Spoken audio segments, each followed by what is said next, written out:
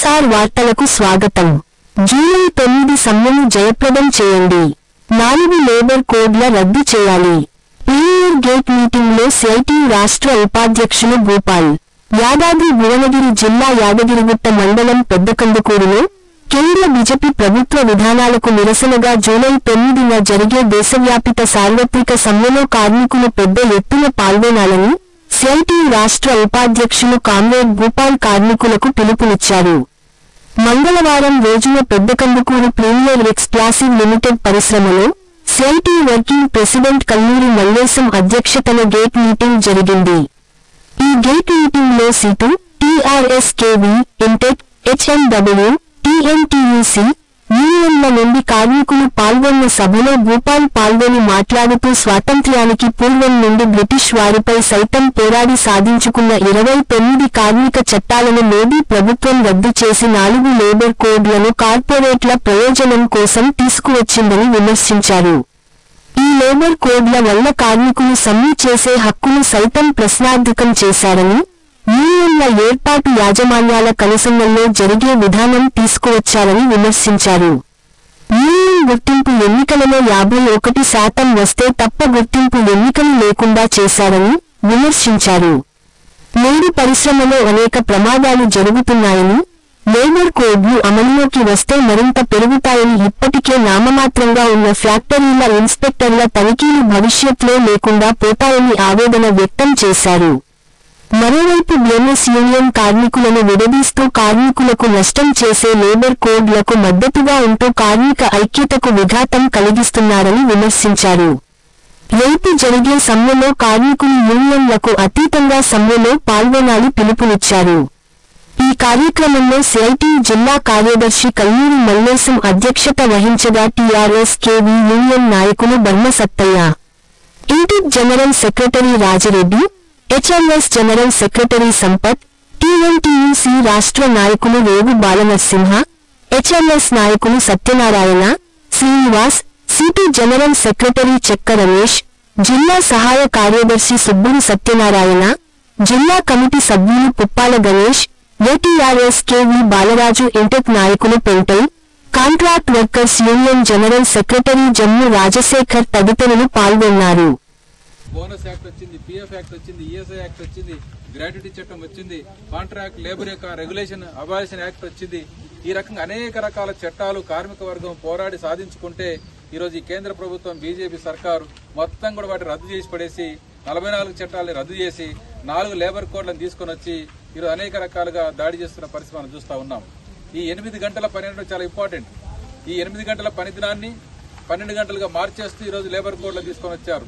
అంటే 3 షిఫ్ట్లు కాకుండా 2 షిఫ్ట్లలే పనిచేయాలి, 2 షిఫ్ట్లు పనిచేయాలని చెప్పేసి ఈరోజు ఆ లేబర్ కోడ్లు చెప్పినటువంటి అంశాలు మనం గుర్తుపెట్టుకోవాలి. ఈ నైట్ షిఫ్ట్లలో ఇప్పుడు మహిళలు యాక్చువల్ పని చేయకూడదు, కానీ నైట్ షిఫ్ట్లలో కూడా మహిళలతో పని చేయించుకోండి అని చెప్పేసి దానిలో లేబర్ కోడ్లో రాసిన పరిస్థితి మనం చూస్తా ఉన్నాం. అంటే 24 గంటలుంటే మరి 8 గంటలు పని చేయాలి, 8 గంటలు నిద్రపోవాలి, 8 గంటలు రెస్ట్ తీసుకోవాలని చెప్పేసి ఒక 100 ఏళ్ల కిందనే మనం పోరాటాలు చేసి ఉద్యమాలు చేసి చట్టాలు సాధించుకున్నాం. కానీ ఈరోజు ఈ ప్రభుత్వం 2025వ సంవత్సరంలో ఆధునిక కాలంలో టెక్నాలజీ, సైన్స్ అన్ని పెరిగిన కాలంలో పని భారం తగ్గించాలి కానీ ఇంకా పని గంటలు పెంచి కార్మికులు దోసుకోవడానికి, పెట్టుబడిదారి వర్గానికి ఆ రకంగా బీజేపీ ప్రభుత్వం అవకాశం కల్పిస్తున్న పరిస్థితి మనం చూస్తున్నాం. అందుకే 8 గంటల పనిదినాన్ని మనం కాపాడుకోవాలి. 12 గంటలు అయిపోతే అనేక రకాల ఇబ్బందులు వస్తాయి, మనకు తెలిసిందే. ఇప్పుడు ఏం చేస్తున్నారు, కేంద్రం చట్టం తీసుకొని వచ్చింది, ఆ కేంద్ర చట్టం ఇంకా అమల్లోకి రాలేదు. ఇప్పుడు రాష్ట్ర ప్రభుత్వాల ద్వారా అమలు చేపిస్తా ఉంది. నిన్ననే మన షాప్స్ అండ్ ఎస్టాబ్లిష్మెంట్ యాక్ట్ ప్రకారంగా తెలంగాణ ప్రభుత్వం జియో నెంబర్ 282 జియో ఇచ్చింది. మీ అందరికి తెలుసు అనుకుంటాం, మీరు చూసిన వాళ్ళు టీవీలో కానీ పత్రికల్లో కానీ.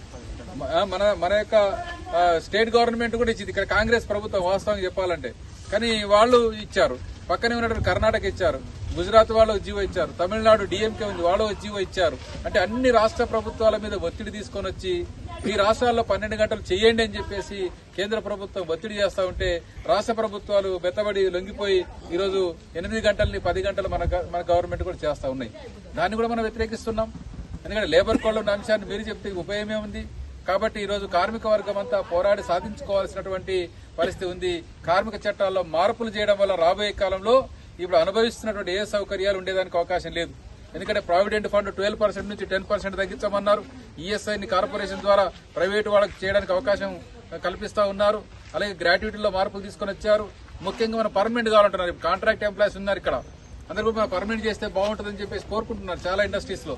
కానీ గవర్నమెంట్ ఏం చేసింది, లేబర్ కోడ్స్ లో ఫిక్స్డ్ టర్మ్ ఎంప్లాయ్మెంట్ తీసుకొని చట్టంలోనే పెట్టేసింది. ఫిక్స్డ్ టర్మ్ ఎంప్లాయ్మెంట్ అంటే నిర్దిష్ట కాలానికి 5 ఏళ్లకో 3 ఏళ్లకో 10 ఏళ్లకో మేనేజ్మెంట్ అపాయింట్మెంట్ చేసుకుంటుంది, తర్వాత ఆటోమేటిక్ గా తొలగించినట్టు చేస్తుంది. ఇక పర్మనెంట్ వ్యవస్థనే ఉండదు భవిష్యత్తులో.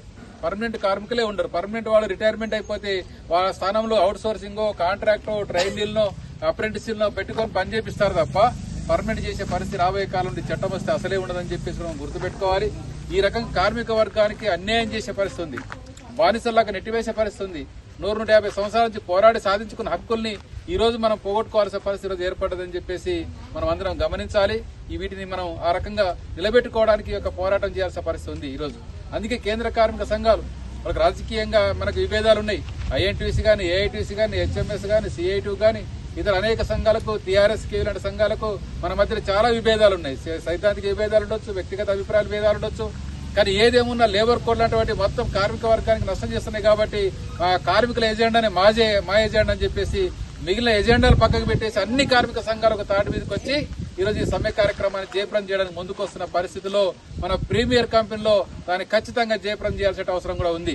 ఇక్కడ టీఆర్ఎస్ ఉంది, ఇక్కడ మన సిఐటి ఉంది, ఇక్కడ ఐఎన్టీసీ ఉంది, ఇక్కడ హెచ్ఎంఎస్ ఉంది, అన్ని సంఘాలు ఉన్నాయి. కాబట్టి మీరందరూ కలిసికట్టుగా ఈరోజు ఒక తాటి మీదకి వచ్చి ఈ సమ్మెను జయప్రదం చేయడం అంటే భవిష్యత్తు మన కార్మిక హక్కులు కాపాడుకోవడానికి అని చెప్పేసి మనకు ఈరోజు మనం గమనించాల్సిన ముఖ్యమైన అంశం. రెండవది బిఎంఎస్ కూడా ఉంది.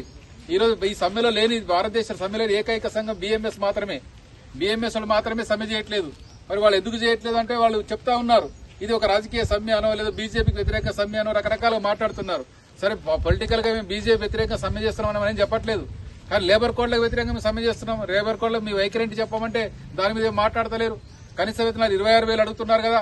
ఆల్రెడీ మా బీజేపీ ప్రభుత్వం 21,000 ఇస్తుందని చెప్పేసి ప్రచారం చేస్తా ఉన్నారు. వాళ్ళ సమ్మె హక్కు మేము ఎక్కడ లేదా అన్నామని చెప్తా ఉన్నారు. కాబట్టి బిఎంఎస్ వాళ్ళు కూడా పునరాలోచన చేసుకోవాలి. కార్మిక వర్గం కోసం కలిసి పనిచేయాలని చెప్పేసి ఈరోజు అన్ని కార్మిక సంఘాలు కోరితే వాళ్ళు తిరస్కరించి బీజేపీ తెస్తున్న విధానాలు కరెక్ట్ ఉన్నాయని చెప్పేసి సపోర్ట్ చేస్తూ కరపత్రాలు వేస్తా ఉన్నారు. మేము సమ్మెలో లేమని చెప్పేసి అంటా ఉన్నారు. మీరు సమ్మెలో లేకపోతే లేండి, కానీ సమ్మె చేయకండి అని చెప్పే రైట్ మీకెక్కడిది. కాబట్టి కార్మిక వర్గం యూనియన్లకు అతీతంగా, సంఘాలకు అతీతంగా మనం ఐక్యంగా పోరాటం చేయాల్సిన పరిస్థితి ఉంది. రేపు మీ ప్రీమియర్ లో ఈ ఐక్యతను ప్రదర్శించాల్సిన అవసరం ఉంది. ప్రీమియర్ కంపెనీలో ఈ మొత్తం సమ్మెను జయప్రదం చేసే రకంగా ముందుకు తీసుకుని పోవాలి. ఈ మేనేజ్మెంట్ కింద ఉన్నటువంటి ఇతర కంపెనీలు ఉంటే కూడా వాటి కూడా బంద్ పెట్టేటువంటి కార్యక్రమాన్ని మీరందరూ చేయాలని చెప్పేసి ఈ గేట్ మీటింగ్ అవకాశం కల్పించి మాట్లాడించినందుకు మీ నాయకత్వానికి అందరికీ ప్రత్యేకంగా ధన్యవాదాలు తెలియజేస్తూ సెలవు తీసుకుంటున్నాం. జయప్రదం చేయండి. రేపు జూలై 9న జరిగే దేశవ్యాప్త సమ్మెని జయప్రదం చేయండి. ఇక్కడ పాల్గొన్న అన్ని యూనియన్ల జనరల్ సెక్రటరీలకి